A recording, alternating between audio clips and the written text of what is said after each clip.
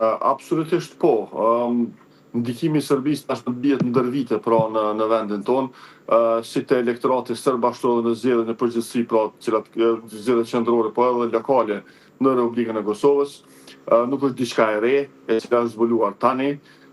Madje zoti Kurti është përpjekur me politikat e tij, pra dhe me veprimet e tij, aksionet cilat janë ndërmarrë në verën e vendit për ta zbërë ose për ta zbutur ndikimin e Serbisë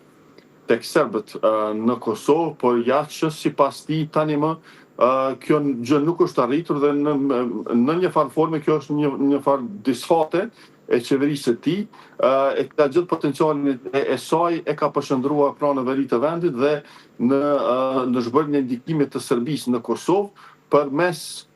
zhbërjes së strukturave paralele apo edhe të strukturave tjera të cilat kanë pasur ndikim tek serbët në Kosovë. Tani pas 4 viteve qeverisë të kësaj qeverie, pra shihet se ky ndikim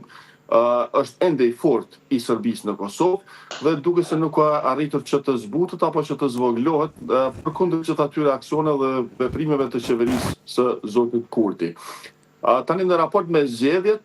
situata është e qartë. Qeveria, pra partia në pushtet, nuk ka arritur që të sigurojë shumicën absolute për të krijuar qeverinë e vetme, ashtu siç edhe kishte kërkuar votën e qytetarëve të Kosovës. Do t'i duhet të bëjë një koalicion, do t'i duhet t'i përfshijë edhe pakicat pra në qeverinë e Kosovës, kushdo që e merr mandatin për të drejtuar qeverinë. Kjo tashmë dihet. Ndërsa sa i përket atyre matematika pra ose atyre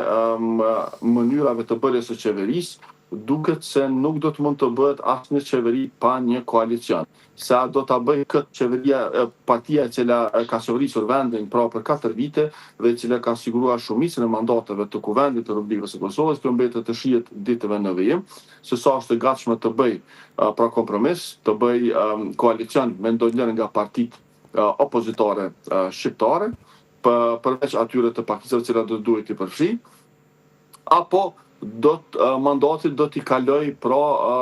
opozitës e cila në një farë forme si e bashkuar e ka marrë shumicën e mandateve të kuvendit të Kosovës. Zoti Berisha, më qëndroj pak tek opozita të lutem, pasi në mënyrë hipotetike bëhen shumë analiza dhe shumë projeksione se si mund të vijë qeveria e re në pushtet. Nëse Albin Kurti dhe vetëvendosja vendos të ketë një lloj koalicioni me listën serbe, do të jetë një thik me dy presa, pasi mund të mendohet, mund të artikulohet dhe lexohet nga qytetarët si një lloj pabesie, si një lloj mund të themi tradhtie nga ana e Kurtit për qytetarët, ndërkohë nga ana tjetër kemi opozitën që e ka pas shansin që ditën pas zgjedhjeve kur kishim edhe rezultatet konkrete, ato projeksionet që mund të vinë në pushtet nëse bëhen së bashku, por zgjedhin që të rrinë akoma të distancuara nga njëra tjetra. Mos ndoshta individi që ka marrë më shumë mandate, më shumë vota, që është zoti Hamza, po kërkon të qëndrojë në krye të opozitës, si numri 1 i opozitës, dhe duke ruajtur pozitën e tij që në çdo rast në vitet në vijim të bëjë tentativën e tij dhe punën si opozitë për të ardhur në pushtet, apo ka mosdakordësim mes partive opozitare që sot s'kemi asgjë konkrete? Nuk jam ndjerinë se ka pasur ndonjë bisedë konkrete në mes të partive opozitare pra cilat kanë marrë pjesë në këto zgjedhje dhe cilat e kanë fituar për shumicën e mandatit të elektoratit shqiptar në këto zgjedhje. Kjo mbetet të shihet ditëve në vijim, pra mbetet të shihet tentativa e parë e partisë e cila ka fituar zgjedhjet, të cilët do t'i besohet pra krijimi i qeverisë, e cila sipas kushtetutës ka të drejtë propozimit të mandatarit dhe të qeverisë, e cila duhet të marrë shumicën absolute të votave në kuvendin e Kosovës. Sa do të arrijë të sigurojë këtë apo jo, kjo mbetet të shihet ditëve në vijim dhe tek pastaj mund të bisedojmë për ndonjë koalicion të mundshëm të partive opozitare, duke përfshirë pra edhe pakicat njëkohësisht. Se është i mundshëm një koalicion i partisë që ka fituar pushtetin, pra duke përfshirë edhe listën serbe, kjo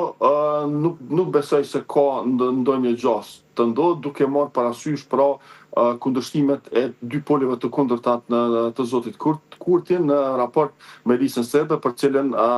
ai thotë se ka ndikim pra drejt nga Vučići, dhe kjo bie se nëse bën koalicion me listën serbe, atëherë ka bërë koalicion edhe me Vučićin vet. E qartë.